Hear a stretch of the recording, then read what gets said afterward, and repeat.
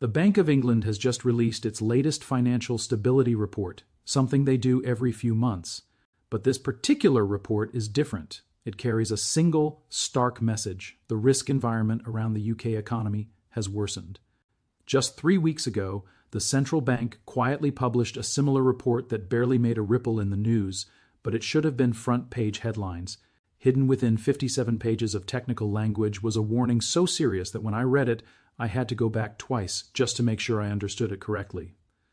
The bank is telling us very clearly that the financial system is vulnerable to severe stress, that household debt levels are dangerously high, that the commercial property market is showing serious signs of strain, and that multiple risks could hit at the same time, creating major disruption. This isn't the opinion of a random analyst or a commentator. It's the official institution tasked with keeping the UK's financial system stable, speaking in the most precise, legally cautious way possible. And here's the thing, central banks don't make warnings like this lightly. They don't enjoy being pessimistic. When they start flagging danger, it's because they are genuinely concerned about what's coming. For context, in 2007, the Bank of England issued similar warnings about rising household debt and exposure in the financial sector, yet the severity wasn't fully appreciated until the 2008 crisis hit.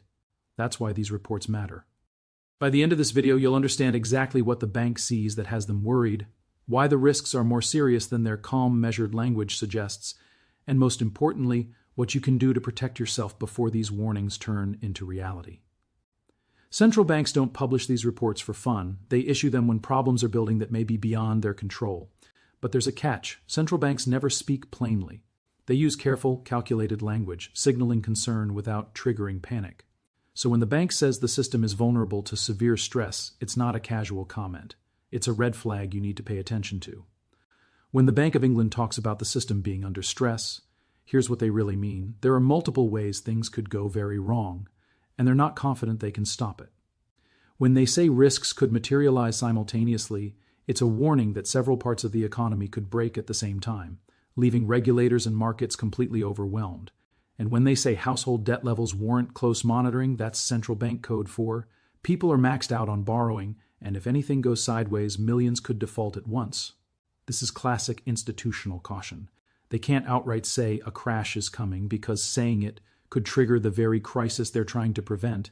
Instead, they speak in careful, measured language. Vulnerabilities exist. But if you know how to translate it, what they're really saying is, we're genuinely worried. Let me break down their warnings in plain English.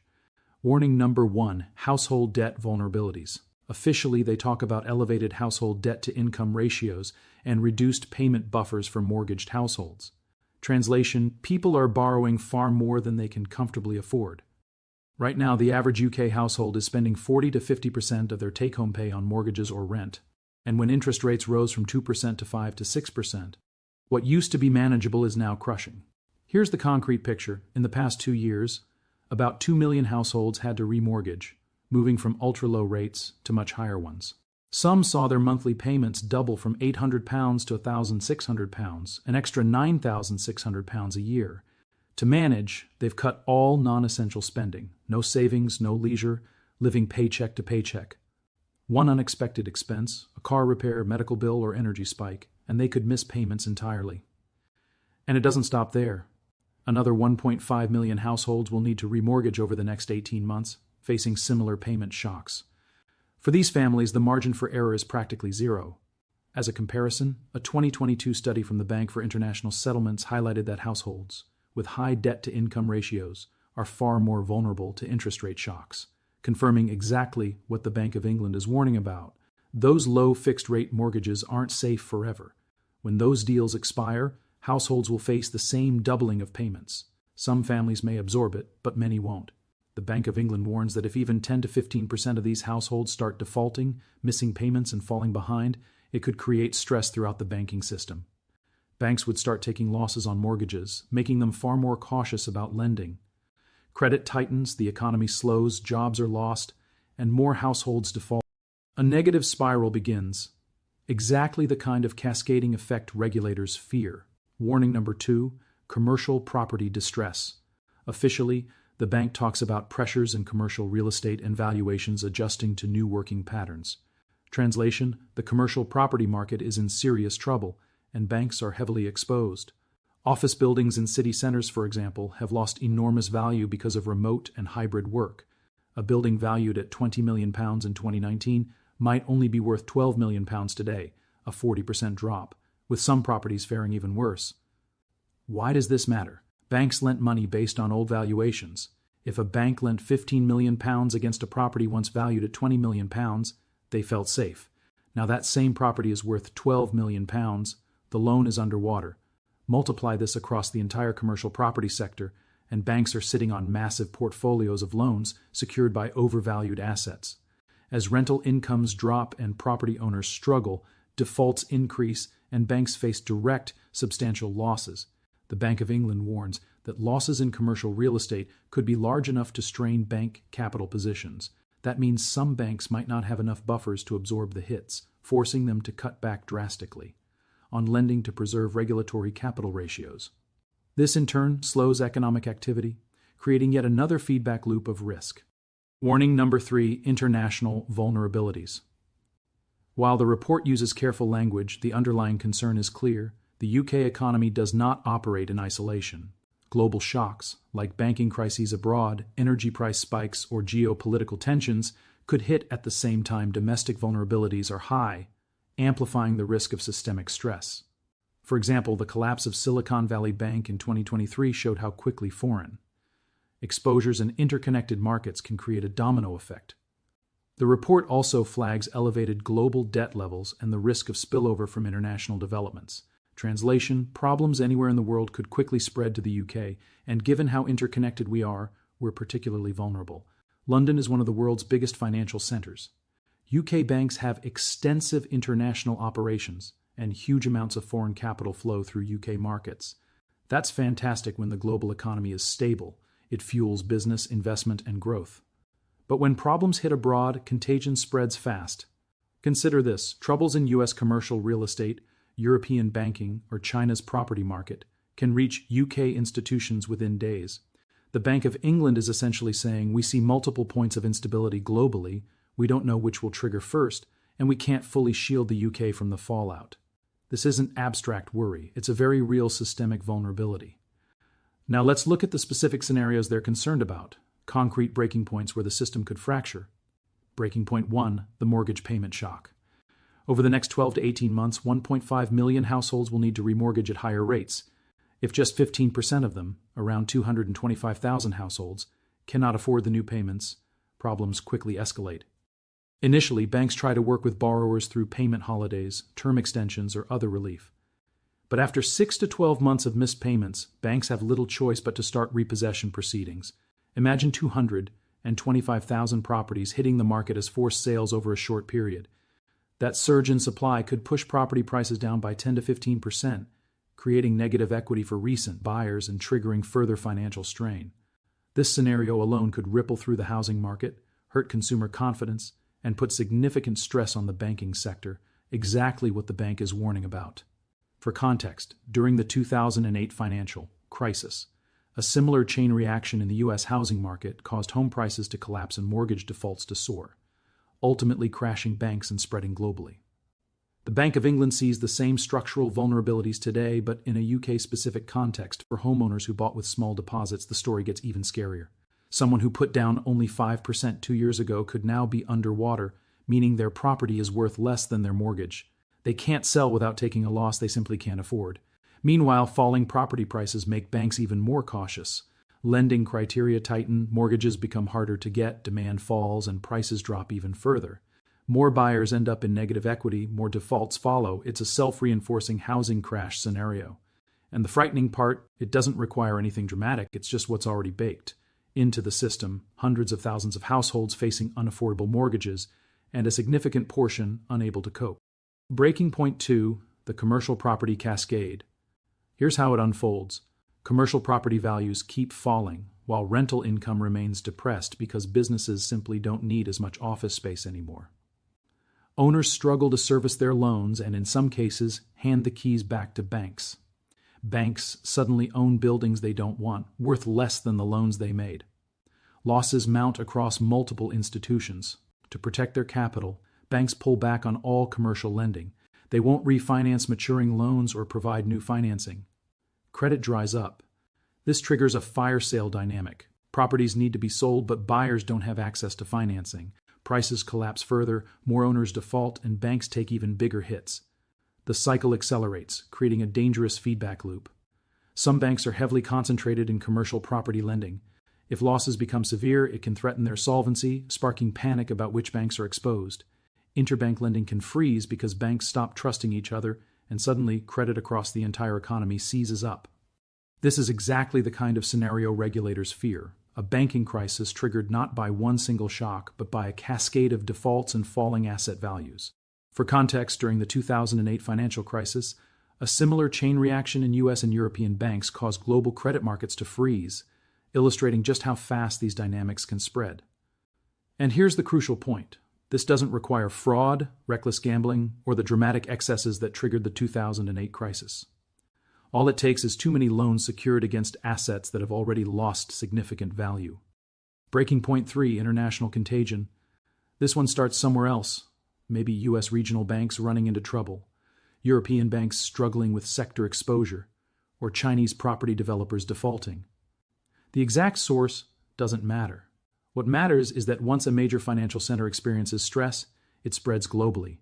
Trading desks in London, New York, Frankfurt, and Hong Kong are all interconnected. When selling starts, it hits everywhere almost instantly. UK banks are exposed internationally. They've lent to foreign borrowers, hold foreign assets, and maintain counterparty relationships with overseas institutions. When those foreign positions come under pressure, UK banks feel the impact immediately. Market stress shows up across multiple fronts.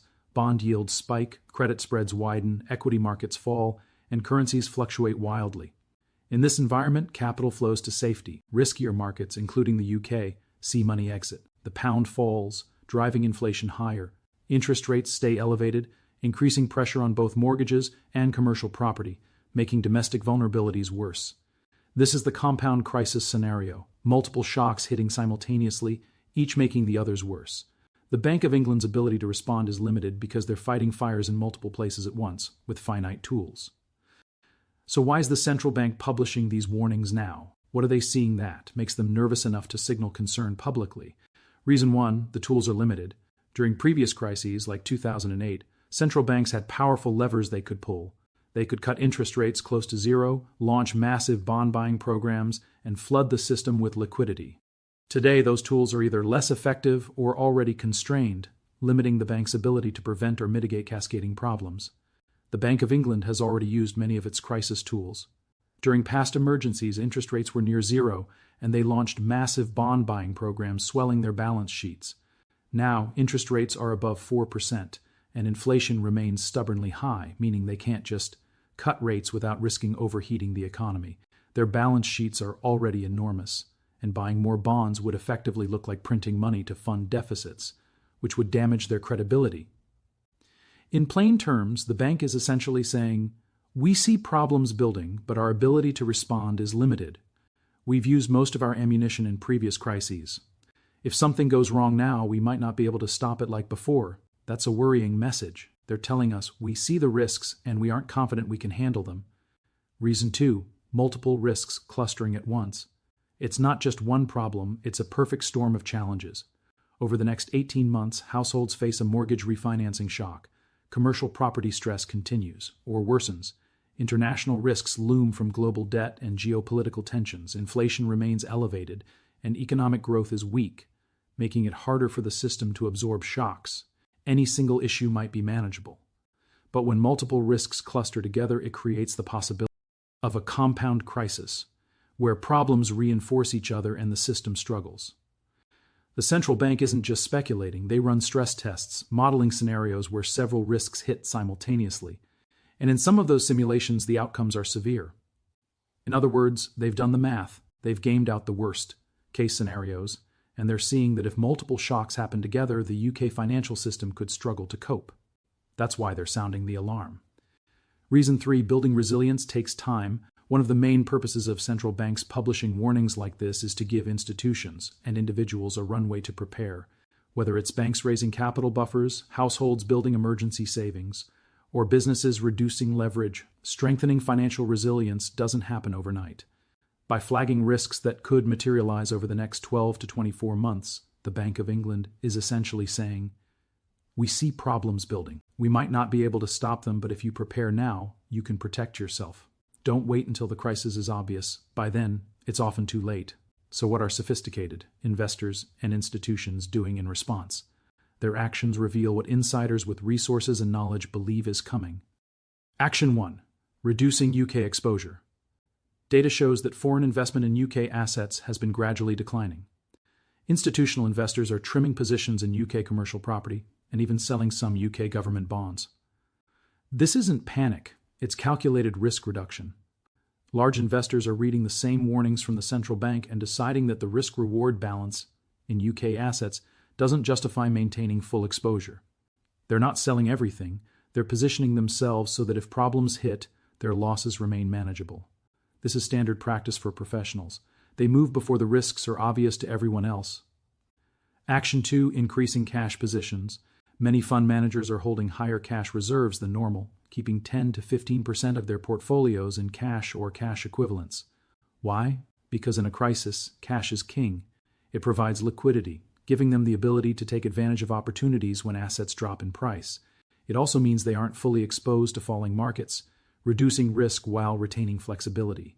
This is the kind of insight that shows the warnings aren't just abstract. They're guiding real-world financial decisions by people who have a lot at stake and know how to read the signals. Action 3. Shortening duration. In the bond markets, sophisticated investors are reducing duration, which measures how sensitive bonds are to interest rate changes. They're selling longer-dated bonds and holding shorter-dated ones. Why? Because long-term bonds lose value faster if yields spike, which is common during periods of financial stress. Shorter-dated bonds are less sensitive, so this strategy reduces risk even if it lowers potential returns. It's a signal smart money is positioning for the possibility of rising interest rates. Action 4. Buying protection via credit default swaps, CDs. These are essentially insurance policies against defaults. When sophisticated investors expect elevated default risk, they buy CDs protection. It costs money and premiums, but if defaults occur, the payoff can be substantial. Rising CDs volumes and prices are a clear indicator that insiders are hedging against potential credit events. They aren't panicking, they being strategic, preparing for risk they see coming. So now you understand the central bank's warnings and what smart money is doing in response. But what about what you can do to protect yourself? Here's the playbook. Step 1. Build maximum emergency savings. If you don't yet have at least 6 months of living expenses in easily accessible cash, make that your top priority. Cut discretionary spending and redirect as much as possible toward this buffer. Why 6 months? Because in a financial crisis, if you lose your job or face sudden expenses, you need time to stabilize, without being forced into bad financial decisions. This is exactly what the Bank of England is signaling. Risks are rising and preparation is your best defense. Having a solid cash buffer isn't just about comfort, it's about flexibility and leverage. If you can't make mortgage payments and need to negotiate with your lender, reserves give you breathing room. If a period of market stress lasts months, having runway allows you to wait it out without being forced to sell assets at a loss or take on expensive debt. In a crisis, not needing to liquidate investments can be far more valuable than the small returns cash earns in normal times. Action 2. Minimize variable rate debt. If you have credit cards, personal loans, or variable or tracker mortgages, either pay them down or convert them to fixed rates where possible. In times of financial stress, interest rates can spike quickly, making variable debt far more expensive. Fixed-rate debt, by contrast, provides predictability and protection. If you're coming up for remortgage in the next 12 months, start exploring options now. Waiting until the last minute could cost you. Action 3. Diversify beyond UK assets. If your portfolio is heavily concentrated in UK stocks, property, or bonds, you're exposed to exactly the risks the Bank of England is warning about. Global diversification, through international stocks, foreign bonds, or currency exposure, reduces that risk.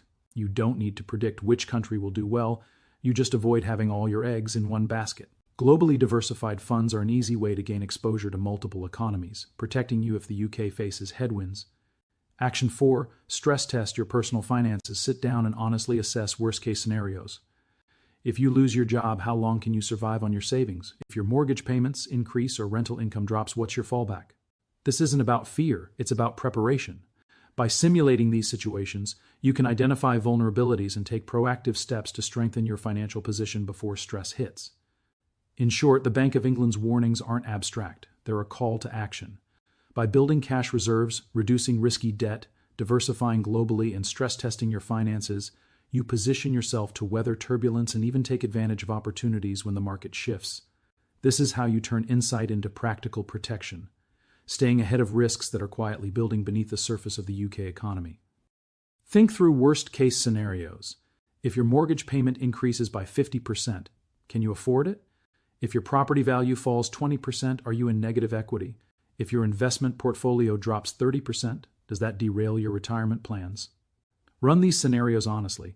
See where your vulnerabilities are, then take concrete action to reduce them.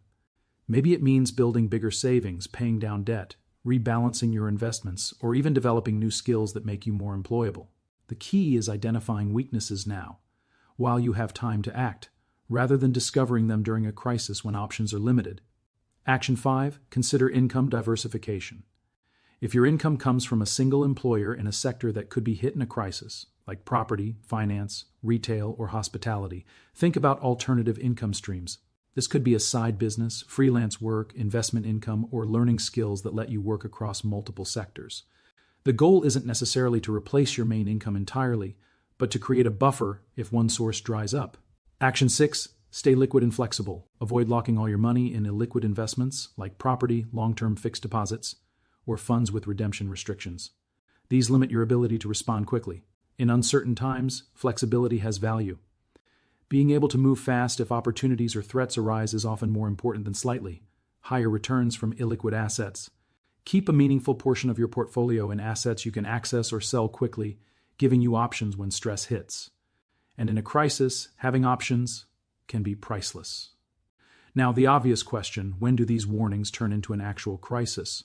What's the timeline? The honest answer? Nobody knows. The central bank can see vulnerabilities and simulate stress scenarios, but predicting the exact timing of a crisis is impossible. What they can do is signal risk and give you the time to prepare. And that's exactly what they're doing now, giving households, businesses, and investors the chance to build resilience before problems hit. The Bank of England isn't predicting a specific crisis on a specific date. They can't. Financial crises don't work that way. What they are doing is highlighting vulnerabilities and elevated risks that are building over the next 12 to 24 months.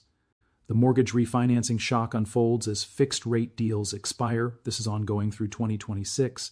Commercial property stress is already present and likely to continue. International risks exist and could materialize at any time. So think of this as a window of elevated risk from now until late 2026. Something could trigger a crisis during that period, or it might not. These are probabilities, not certainties. But here's the crucial insight. Central banks don't issue warnings like this lightly. They are conservative institutions. They don't want to cause panic. If they are publishing these warnings publicly, it means they believe the risks are serious enough that preparation is essential. In plain terms, here's what they're warning about. Household debt levels that could trigger mass defaults, commercial property stress that could hit bank balance sheets, and international risks that could spread to the UK. And the worst-case scenario? These risks cluster together, creating a compound crisis. Why now? Because their tools to respond are limited, multiple risks are converging in a compressed time frame, and they want to give institutions and individuals time to build resilience before problems materialize. The smart money is already responding. Investors are reducing UK exposure, holding more cash, shortening bond duration, and buying protection against defaults. You can take similar steps for your personal finances. Build emergency savings, minimize variable rate debt, diversify globally, stress test your finances, consider multiple income streams, and stay liquid and flexible. The message is clear. Risks are building, probabilities are rising, and preparation is your best defense. You don't need to panic, but you cannot afford to be complacent. Start preparing now, because when vulnerabilities are highest, opportunities and dangers both appear, and the prepared benefit while the unprepared suffer. If you want, I can now compile all 10 rewritten parts into a single polished YouTube script with smooth transitions, suspenseful hooks, and actionable takeaways ready to record. This will give you a complete, cohesive script. Should I do that? Here's the rewritten version of your final closing section, keeping it compelling, suspenseful, and YouTube ready with a strong call to action burr.